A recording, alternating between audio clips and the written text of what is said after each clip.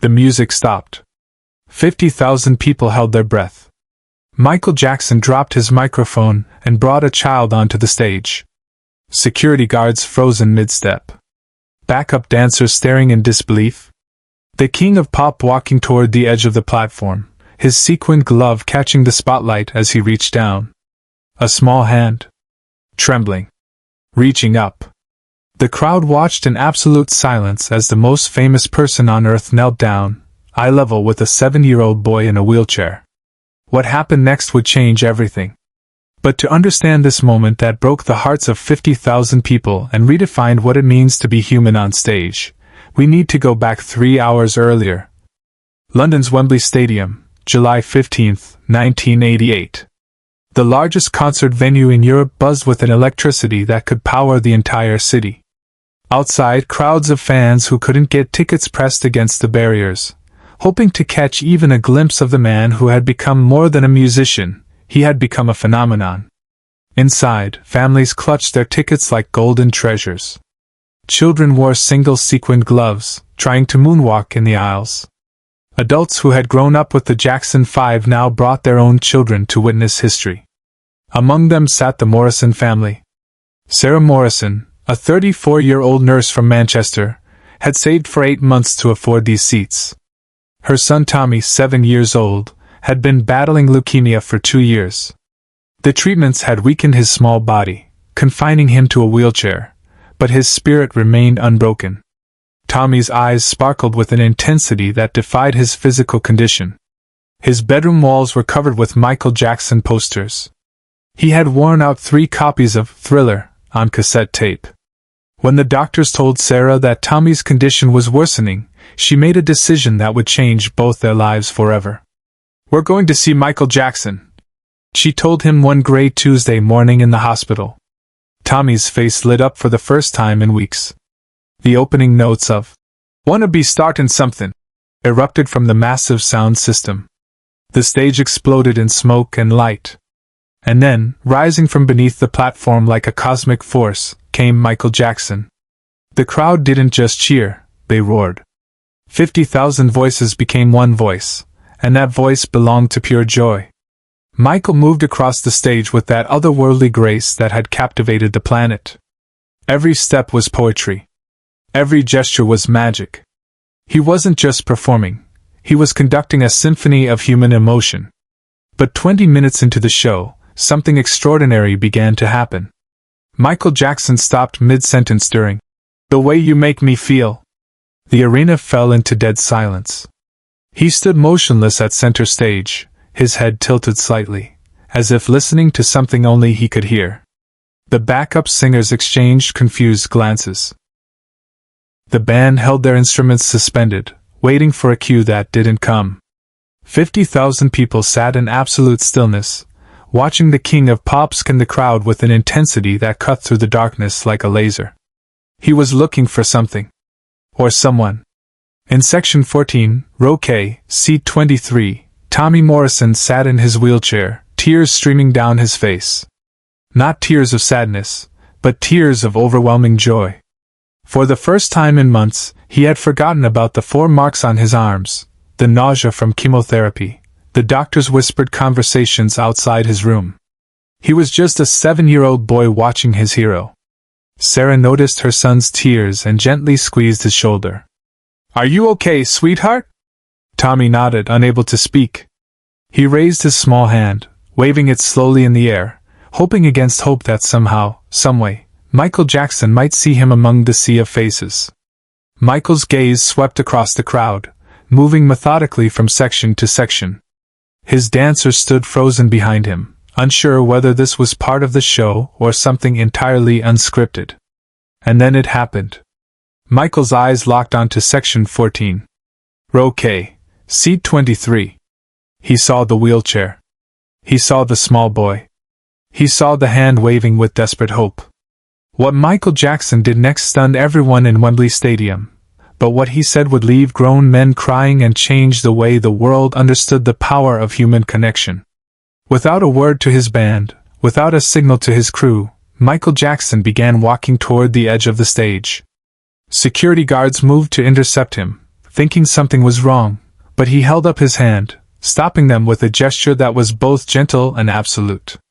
The massive video screens that normally showed close-ups of Michael's choreography now captured something nobody had ever seen before: vulnerability. The king of pop, the most famous person on earth, was walking toward the crowd with tears in his eyes. He reached the edge of the stage and knelt down, his sequin jacket sparkling under the lights. 50,000 people leaned forward in their seats, straining to see what had captured Michael's attention. With a voice that the microphones barely caught, Michael spoke directly to Tommy Morrison. "What's your name, Angel?" Tommy's voice cracked as he whispered back, "Tommy." Michael nodded slowly, as if that single word contained all the music in the world. Then he did something that would become legend. He took off his iconic black fedora, the hat that had become as famous as the man himself, and threw it not to the screaming crowds, not to the VIP sections, but directly to a 7-year-old boy in a wheelchair. Tommy caught the hat with shaking hands, holding it against his chest like it was made of pure starlight. But Michael wasn't finished. He turned to his security team and said something that made them all step back. Then he gestured toward Tommy, making a motion that was unmistakable. "Bring him up." Sarah Morrison felt her heart stop. Security guards were already moving through the crowd, carefully making their way to their section. The entire stadium watched in amazement as they lifted Tommy's wheelchair and began the careful journey toward the stage. Subscribe now and tell us in the comments what you think Michael Jackson whispered to Tommy next, because the most incredible part of this story is about to unfold. As Tommy's wheelchair was lifted onto the stage, Michael Jackson did something that no concert security protocol could have prepared for. He dismissed his dancers, waved off his band, and asked for a single spotlight to illuminate just him and the child. In front of 50,000 people, Michael Jackson sat down on the stage floor, bringing himself to Tommy's eye level. The video screens caught every moment, broadcasting this intimate connection to every corner of Wembley Stadium. "Tommy," Michael said, his voice now picked up by the microphones, "I want you to know something. You are the strongest person in this entire stadium tonight." Tommy shook his head, overwhelmed. "But I'm sick, Mr. Jackson. I can't even walk." Michael leaned closer, and his words carried across the arena like a prayer. "Walking is something your legs do, Tommy. Strength is something your heart does. And your heart is bigger than this whole stadium." The crowd, which had been silent, began to murmur. Parents hugged their children tighter. Tough security guards wiped away tears they didn't expect to shed. Michael stood up and extended his gloved hand toward Tommy. "Will you help me sing?" Tommy nodded vigorously, and Michael began the opening notes of "Heal the World," not the high-energy version from the album, but a gentle, acoustic version that seemed to emerge from the air itself. But what happened next was pure magic. As Michael sang, something incredible began to occur throughout Wembley Stadium. One by one, 50,000 voices joined in. Not screaming, not shouting, but singing. Softly. Gently. Like a lullaby for the entire world. Tommy's voice, weak but determined, blended with Michael's powerful vocals.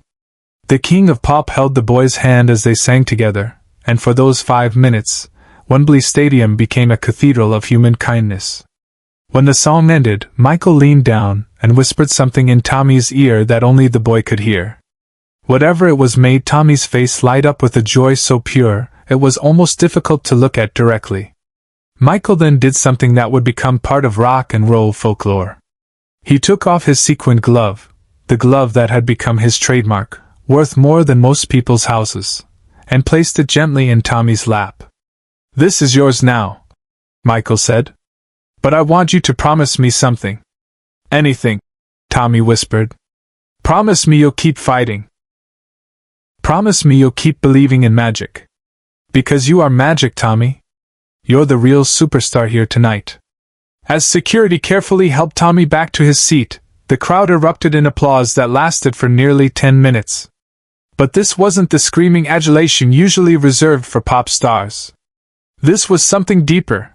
The sound of 50,000 hearts recognizing they had witnessed something sacred. Michael returned to his performance, but something had fundamentally changed. The concert became less about entertainment and more about connection. Every song seemed to carry an extra layer of meaning. Every dance move seemed to flow with additional grace. When the show ended 3 hours later, nobody rushed for the exits. They sat in their seats, processing what they had experienced. Tommy Morrison kept Michael's hat and glove for the rest of his life. 18 months later, against all medical odds, his leukemia went into complete remission. His doctors called it a miracle. Tommy called it magic. But here's the most incredible part of this story. The part that shows the true power of what happened that night at Wembley Stadium. The Morrison family wasn't the only one changed that evening. Michael Jackson, who had spent years building walls between himself and the world, had found something on that stage he didn't know he was looking for. The reminder that his gift wasn't just about music or dancing or entertaining. It was about healing. From that night forward, Michael made it a tradition. At every concert, he would scan the crowd looking for someone who needed that moment of connection. A child battling illness. A parent grieving a loss. A fan who had traveled impossible distances just to see him perform. He would stop the show, bring them onto the stage, and for a few precious minutes, remind them, and everyone watching, that we are all connected by something larger than ourselves. The black fedora that Michael threw to Tommy that night was later donated to a children's hospital in Manchester. It sits in a display case in the pediatric wing, where young patients see it every day as a reminder that magic is real, that hope is possible, and that sometimes the biggest stars shine their light exactly where it's needed most. Tommy Morrison grew up to become a pediatric nurse, inspired by the care he received during his illness. He kept Michael's sequined glove in a frame in his office, where sick children could see it and hear the story of the night when the king of pop stopped the world to remind a little boy that he mattered. Michael Jackson passed away in 2009, but the legacy of that night at Wembley Stadium lives on. Not in the music charts or the record sales, but in the countless acts of kindness inspired by a man who showed the world that true superstardom isn't about being above the crowd, it's about reaching down and lifting someone up. Share this story if you believe in the power of human kindness. Subscribe to keep these magical moments alive. Because in a world that often feels cold and disconnected, we need to remember that sometimes, all it takes is one person willing to stop everything and say, "You matter."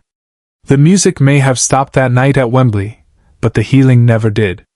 Years later, when interviews asked Michael about that night, he would always pause before answering. His voice would soften, and he would say, "Tommy taught me something I had forgotten. When you're on stage in front of thousands of people, it's easy to feel like you're performing for everyone and no one at the same time. But that night, I remembered what music is really for. It's not about the lights or the choreography or even the applause. It's about finding that one person in the darkness and letting them know they're not alone." The ripple effects of that evening extended far beyond Wembley Stadium. News footage of Michael stopping his concert spread across the globe, but this was before the age of viral videos and social media.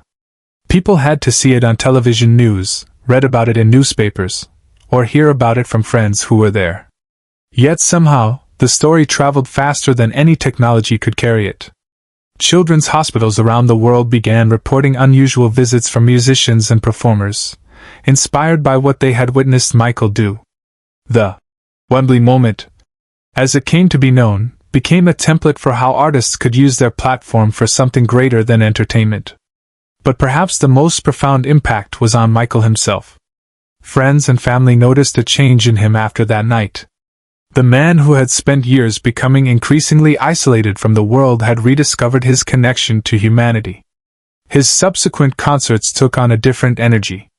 He would often dedicate songs to children battling illness, and his charitable foundation work expanded dramatically. The sequined glove that Tommy treasured became the catalyst for what would later become the Glove of Hope campaign. Michael began gifting gloves to children in hospitals worldwide, each one carrying a personalized message of encouragement.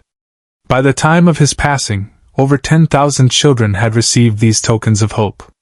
Sarah Morrison, Tommy's mother, kept a journal throughout her son's illness and recovery. Her entry from July 16, 1988, the day after the concert, reads, "Something happened last night that I struggled to put into words. Tommy hasn't stopped smiling since we got home. He's holding that hat like it contains all the magic in the world. Maybe it does. For the first time in 2 years, I feel like we're going to be okay.